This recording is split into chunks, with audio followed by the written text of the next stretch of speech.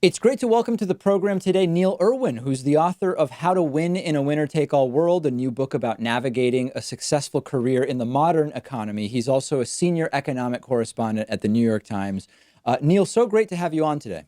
Thanks for having me, David. So I think that in the last 6 to 12 months of the political cycle, increasingly discussions about work are related to, number one, coming technological unemployment and what jobs that will destroy versus what jobs it will create, questions of minimum wage, some broader questions about the relationships of humans to work. But let's step back from that a little bit. I mean, if we look at the last 50 years and the idea of working for a company for an entire career, pensions, which are increasingly not available to more and more workers, how has the landscape kind of changed about the relationship of people to their jobs in the United States? Yeah, I think what it means to have a job has really shifted underneath our feet over the last 30, 40 years, as you say. And I think the important thing is to understand those changes and understand what that implies for how you navigate your own career. So what I did with this book is I tried to go around to these big companies that are dominant in the modern economy and asked, okay, what does it take to succeed and thrive in this organization? And then what does it take to have a long and durable career? We can talk more about some of the lessons I learned, but I think you're fundamentally right. I think when in a world where employers are not going to be loyal to you necessarily, you can't count on that job you have being the same job 5 or 10 years from now. I think the important thing is having a kind of reciprocity and having a sense of honesty that a career is a series of changes, a series of steps. It's more like a series of hookups than it is like a long-term marriage. And I think that's the most important lesson about how this economic change, what that implies for the rest of us. So there are some who will hear that a sort of general overview and say, well, that there's nothing natural or necessary about that change, in the sense that if only there was X type of regulation, that that change may have been restricted, for example. There are others who will say that those changes are more about life expectancy and the fact that people may just by their nature live in more places and work different jobs, and that's a good thing, and companies are just sort of reacting to those desires, and there's really not a problem per se to be fixed here. How much of this do you think is regulation related? How much is sociocultural change in the States? How much is something else altogether? So I think there's two pieces of it, as you suggest, and part of this is choices we've made through the political system and as a society that don't have to be made this way, right? Unions have become less powerful. There's been kind of shift. The entire gig economy rests on the legal interpretation of independent contractor law, and companies are able to kind of outsource things because the law allows them to. Those are choices that could be made in Washington that would tilt the other direction, and that's kind of what this next presidential election is going to be all about: is what should those settings look like? But I think I argue, and I really strongly believe, that part of this is driven by technological fundamentals and things that aren't really going to change no matter what happens in the political system. So things around rapidly changing business models, for example. I work in the newspaper business, right? There is nothing that government could have done that would result in the print newspaper monopoly still existing the way they did 20 years ago when I started my career. It's digital media, and that has an entirely different way of working and requires different types of skills than the old, more linear kind of print model did. In every industry, you see changes like that: retail, finance, certainly any element of technology. And I think we'd be foolish if we don't acknowledge that those changes are driven by really powerful fundamental forces and learn how to adapt and respond accordingly. Yeah, I mean, so thinking about those forces, in preparation for our interview, I read some opinion pieces which suggested that actually there's certainly going to be significantly different outcomes in one's career based on the industry in which they work. I mean, there are industries that go under or are significantly reduced in size, and that in those cases, there may be factors bigger than one's own sort of education and kind of actions and personality. But that in many cases, it's not so much about particular skills, but it's more about personality, and I guess you would call it social skills, understanding such basic concepts as it's really important for your boss to like you, because if your boss doesn't like you, in corporate culture, it's going to be extraordinarily difficult to get ahead, no matter how good you are at what you're doing, and sort of these other social dynamics. And I find that really interesting, but I also find it dangerous because there are people who take that approach, who like to use it to defend drastically unequal economic outcomes. So while I find it interesting and probably partially accurate, I don't want to go overboard in that direction. I'm curious what your thought would be on the skills, education, personality factors in terms of dictating or predicting success. Yeah, so I have a concept I kind of develop in this book of something called a glue person. And what we see in the big technologically sophisticated companies that are the superstar firms that are the real winners in this winner-take-all economy, they have team-based work and pull together people on teams with very different technical skills. So you might have a software engineer working with a finance person, working with a user interface person, working with a strategy person, and you need all of those skills to come together to create a great product.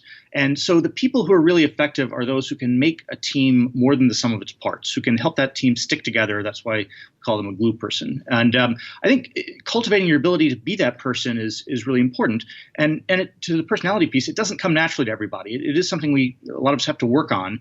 But learning how to communicate and collaborate with people who have a different kind of technical background than yourself is just a really, really important thing. And I think is really a crucial thing to being the kind of worker who's really valuable and needed in these types of organizations that are really the future and the present of the economy. When it comes to technological automation, and there has been so much written about the degree to which this is going to be a problem, and specifically in which industries or types of industries is this going to be a problem, how much is it being discussed now within the corporations you interviewed people and talked to for your book?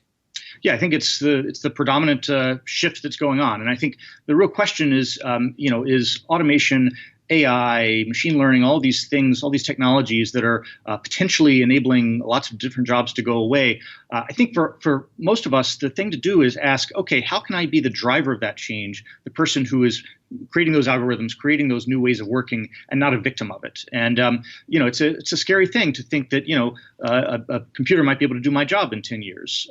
But if I'm the one trying to figure out how to create the algorithms, create the software that can do that job, I can have a long and viable career. It's certainly scary, but I think there's always been productivity, there's always been technological change. The question is, can you become the driver of it rather than the victim? Yeah, I'm currently in the middle of reading the book Life 3.0 by Max Tegmark, which is mostly about artificial intelligence, but it does address issues of technological automation more broadly. And one idea he had, and it may have been him quoting someone else, I don't remember offhand, was the idea that the jobs that are going to persist and remain through automation are likely to be the ones that operate in subjective spaces rather than objective spaces. Jobs where, for example, personality does play an important role, or jobs that are more related to subjective advice rather than objective analyses of data, so to speak, that type of thing. Do you have any strong feelings one way or the other if we were to start trying to categorize now the types of jobs that will and will not be automated away? Well, I think we can definitely start doing that, and I think that framework that you just laid out is very much accurate. So I have some examples in the book. So if in medicine, for example, if you're a radiologist who looks at X-rays all day and tries to identify things in the X-rays, that's the kind of thing that really can be automated and increasingly is an area where software can be really effective. If you're an emergency room doctor, that's never going to be automated. That's very much a human touch, requires great flexibility, great kind of quick intelligence to see what's wrong with somebody. That's not going to be automated in our lifetimes. In the legal business, right? If you're reviewing contracts all day, if you're a lawyer just reviewing contracts for possible problems, that's the kind of thing that software is getting better and better at. If you're a courtroom lawyer, if you're a trial lawyer, well, as long as we have the legal system we do now, that's something that's still going to be viable. So I think, there's basically two choices. One was what I was saying a moment ago about being the driver of technological change in your industry, being the radiologist who helps make that software work. The other approach is choose one of those jobs, choose one of those paths that's going to be very hard for computers to catch up to humans. Is this something that should already be figuring into the majors that students in college are selecting? To me, it's less about what your major is in college. It's more about what you do while you're in college. I think the key thing I've learned over and over is the importance of adaptability and the cultivating an ability to try different things, stretch outside your comfort zone. And I've truly come to believe that adaptability is not just a trait you're either born with or not. It's something that you can cultivate in yourself. And the way you do it is by pushing yourself in new directions. And the best time to do that is when you're either in college, grad school, early career jobs where the stakes are relatively low. And if you fall on your face, it's not as big a deal. So what that means is whatever your core major, your core subject is, stretch yourself into some areas completely different from that. So if you're a literature, English kind of words person, take a couple of hard computer science classes, try a language that doesn't come naturally to you. If you're more of a math person, a numbers person, maybe write for the student paper or go out for a play in college. Do something that's pushing yourself in new ways and keep doing that over and over. You keep doing that in your teens and 20s, it'll become a lot easier to do it in your 40s and 50s when you're in your career. I believe that eventually, I don't know if it's in 5 years, 25 years, or 50 or 100 years, but eventually there's going to have to be some sort of serious reexamination of just the relationship of humans to the concept of working a full-time job, either for hourly wages or salary, in order to be able to achieve a sort of viable life in the West, so to speak. We can talk about it more worldwide, but in the West, maybe we can focus our conversation. Do Sure. you agree that that reexamination is going to have to take place? If so, when do you think it's going to have to happen? And but maybe most interestingly, are any big corporations thinking about that at this point in time? So I do think we have to kind of reopen these questions. Famously back in the 1930s, John Maynard Keynes thought that by this time we'd only Yes. be working 3-hour work weeks or something like that. Didn't quite go that direction. So I in the last chapter of the book, I tried to kind of reflect on what I'd learned about having a thriving, good career, and I did some math. And the math is this: so if you start working at age 22 after college, if you retire at 65, if you sleep 8 hours a night, if you do the math, it works out to about 250,000 hours you have to work with over the course of your kind of prime working years. Those are your waking hours. And look, that's the hardest constraint of them all. And we all have trade-offs to engage in between our jobs, our hobbies and pursuits, and our families and kind of home life. And I'm not trying to be prescriptive about how to juggle those trade-offs.